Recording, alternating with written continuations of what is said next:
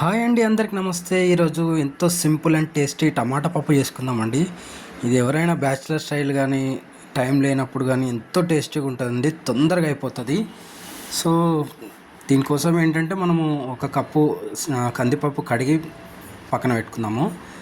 దీంట్లోకి ఒక ఆనియన్, 2 బాగా వండిన టమాటా, 2 పచ్చిమిర్చి అండి.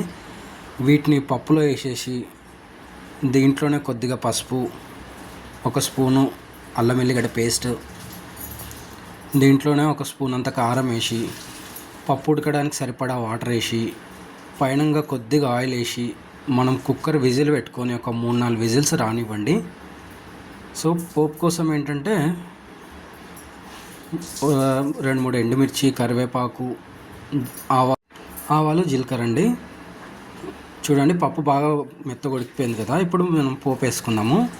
చిన్న కడాయి పెట్టుకొని ఆయిల్ వేసుకొని, ఆయిల్ హీట్ అయిన తర్వాత ఆవాలు చిట్పట్లు ఆడిన తర్వాత ఎండుమిర్చి వేసుకుందామండి. ఎండుమిర్చి కొంచెము వేగిన తర్వాత జీలకర్ర, దీంట్లో కొద్దిగా పసుపు, ఇంగు యాడ్ చేస్తున్నాండి. మీకు ఇంగు ఇష్టం లేకపోతే వెల్లుల్లి యాడ్ చేసుకోవచ్చు. సో ఈ కరివేపాకు కూడా వేసి పోపు వేసుకుందామండి. పోపు వేసినాము, ఒక మూత ఒకసారి పెట్టుకుందాం, దాని ఫ్లేవర్ అంతా పప్పుకు బాగా పడుతుంది. అంతే అండి, ఎంతో సింపుల్ అండ్ టేస్టీ ఉండే టమాటా పప్పు.